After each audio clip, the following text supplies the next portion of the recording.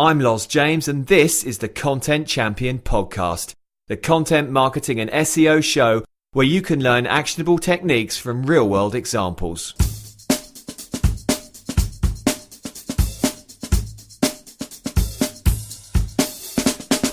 Hi guys, welcome to another episode of SEO Essentials, the Content Champion Podcast, where me and Tom Peary, the Head of SEO here at Content Champion, talk about the foundational aspects of SEO that you need to get in order before you roll out a successful SEO campaign or employ a service such as ours.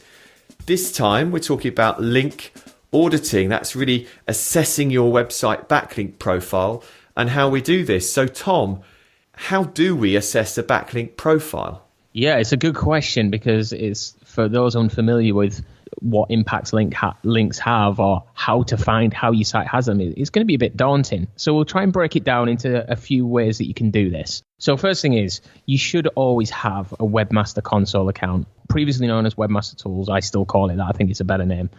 Using that account, registering your domain, and then once it's been registered, it's generally at least a few weeks because it won't find all the links straight away, is going to the inbound link section. So looking at the links to your site, and then you can export that as a file and then viewing them. See how they look. Your site's about one topic and you've got links from a site that's completely irrelevant and the links just don't seem to fit. Do you really think that's a great thing for your site? So that's the first thing. Using Webmaster Console, it's a brilliant tool. Google created it for a reason. And also, it's not updated as frequently and as quickly as some of the more sophisticated SEO tools that are built purely to look for signals from links to your site. But it will give you a good idea, especially if you've had a link penalty. Say you've had a manual action, the links are probably in that section of your webmaster profile. Yeah, I'd probably say 9 times out of 10. So using that's the first one. Google Webmaster Console, register with that, see what's coming into your site, and keep a check on it as well. Other ways, other tools are things like our favorite that we use daily, is Ahrefs.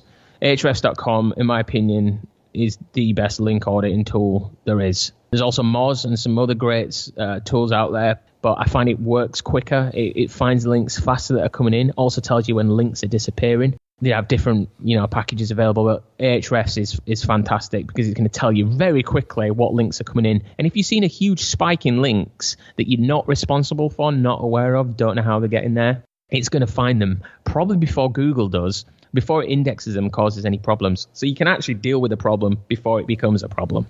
Okay, and I'll also mention SEMrush or SEMrush as another great tool you can use. I've used that personally in the past. So that's the tools to use to give you an overview and to monitor it. So what are we looking for? Let's use the example of dog training.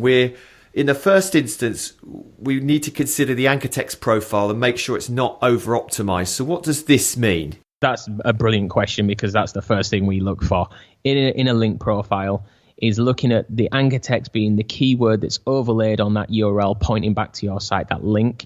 So that's the anchor text, is looking at these money terms. If your link profile, the majority or certainly a very high percent is money terms, it probably looks suspicious to you. So it definitely looks suspicious to Google. You want to look at these. They may be organic. They may be natural where somebody shared something. You've done an infographic and it links back, or a social media thing that's been shared. It could be genuine and it could be fine. So I'm not saying go and get rid of these links straight away, but you need to be looking out for this, because I'd probably say out of 100 or more penalty recoveries we've done in the last few years alone, because there was that big spate around 2013 where people were coming to us with penalties and we fixed them. Virtually all of them, it was just because of anchor text. The amount of anchor text for the money terms, such as dog training, was just, the top 3 anchor text. And then, the domain www.domain.com was further down. You should be seeing this first. So you want to have a really neutralized, very natural looking anchor text ratio most of the time.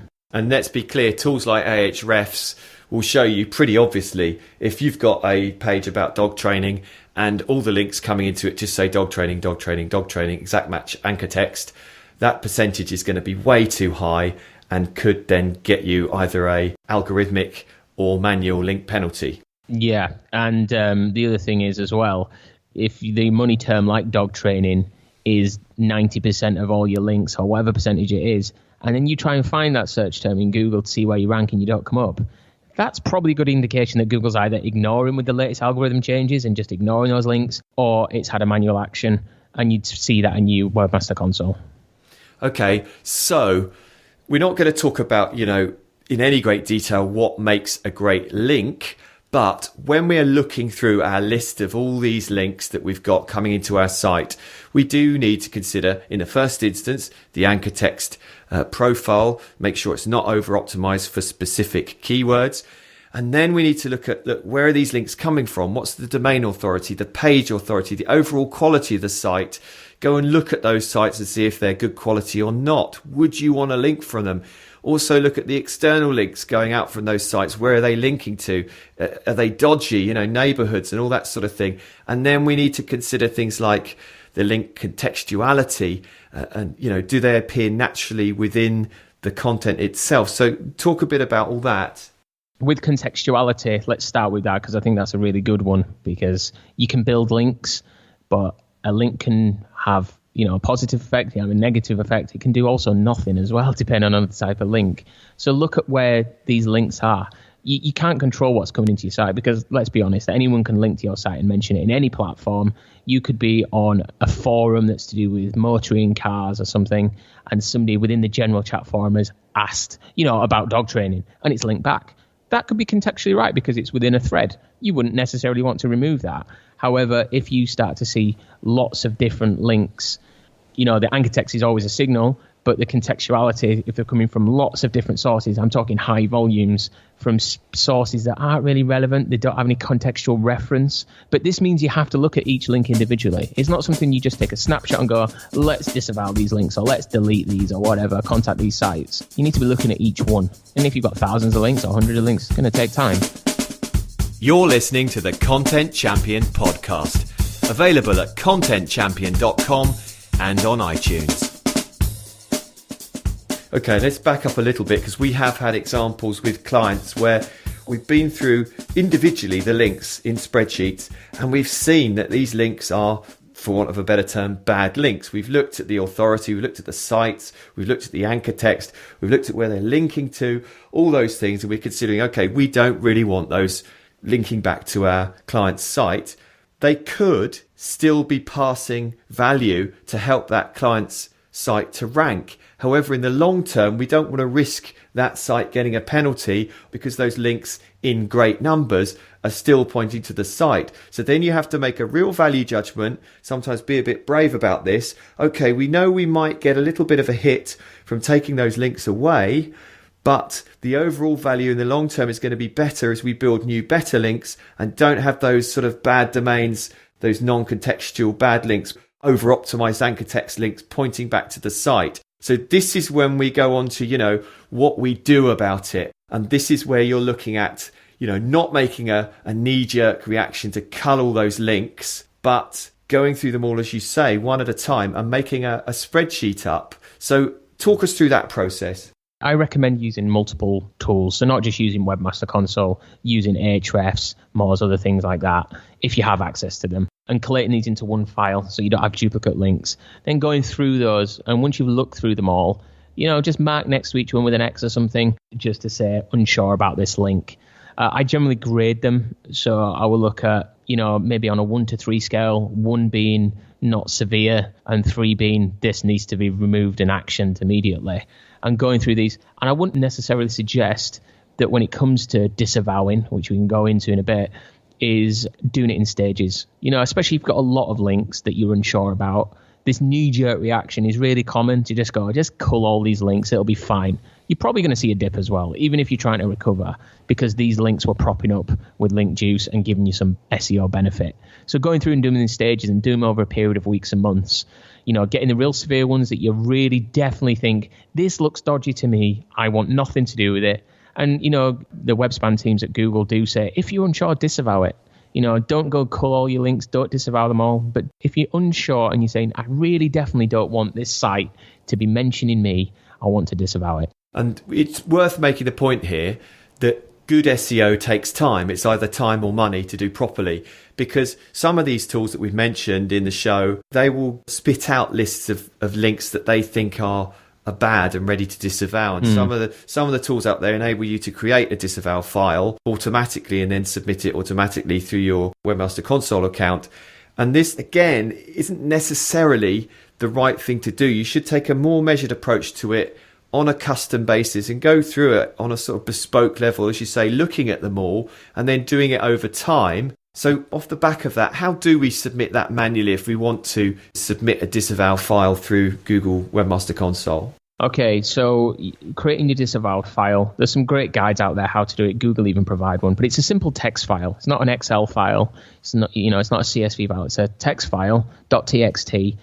And what you need to do is just have site : and the domain without the www or the HTTP. And then save that, call it, your site name, disavow. I generally put the date in, because then what I'll do is, when we're testing the disavow, if we're seeing anything where we go, well, that didn't work as we expected, or we don't need to remove those, we'll take them back off and we can revert to an earlier disavow. So date them. That I always find that useful. And then you go into your Webmaster Console and then just search for the disavow. It's the easiest way. It's just do it in Google search, searching Google disavow, because there's no direct link within your Webmaster Console that's easy to find. And then just going in there and uploading the file, and make sure you do it to all the versions of your website. So we talked about canonicalized URL, so www, HTTPS, non-www. Make sure they're all registered within Webmaster Console and uploading that disavow to all. And just to touch on something, what you mentioned about anchor text, which I think fits nicely in with the disavow, is not all, keyword-rich anchor text is bad, because how people naturally use the web when they're referring, say, within a forum or a blog platform, you can't control how they link to your site. So there's nothing wrong with anchor text. It's just when it's a huge amount and it looks like you're trying to link spam. So when you're ready to upload that disavow, upload it, and then you're just going to have to wait. There's no set time that Google gives on how quickly that'll react. Normally it's within a couple of months. The manual actions are a different story. If you've been unfortunate enough to have a manual action penalty, it could be for partial link match, where Google will ignore the links, still disavow anyway, shows that you're trying to, sort things out. Or if it's a severe site-wide action, your site rankings are nowhere, or even your site's been de-indexed, when you resubmit for a reconsideration request, Google will look at that and see what you've done. And then more than likely, you're going to have that manual action revoked. And just quickly, before we finish up this show, there are certain mistakes you can make in formatting your disavow file, but some of the ones that we've had discussions on with relation to clients relate to disavowing at domain level and page level and the errors that you can make with those. Just talk us through those. Yeah, so this is actually a really commonly asked question, really, is how do I disavow my links? I found a link from this site. You might have some links from a domain that are really good, but then you might have some ones that you don't like where it looks like link spam, or it's probably going to cause a problem or has caused a problem. You can just disavow the actual URL. So just take the URL, copy it from your browser or from the file that you have, and just paste that in. Domain level will just stop any links having any effect from that domain. Whereas if you do it on just a URL level, it just ignores that link. So there's two ways of doing it. Not all the time you want to disavow everything from a domain. It might just be the odd link or something you don't want a reference from. But you have got to be careful. That's why we recommend a measured approach. Don't take a knee-jerk panic reaction and just disavow everything, because, there could be links that are good within a domain and links that are bad, potentially. And if you cut out the whole domain, you're cutting off your nose to spite your face. So that is the link auditing version of the show. I hope you enjoyed that. There'll be more to come in the next edition of SEO Essentials. But for now, thanks for listening. You've been listening to the Content Champion podcast. Actionable SEO and content marketing techniques based on real-world examples. Until next time, thanks for being here.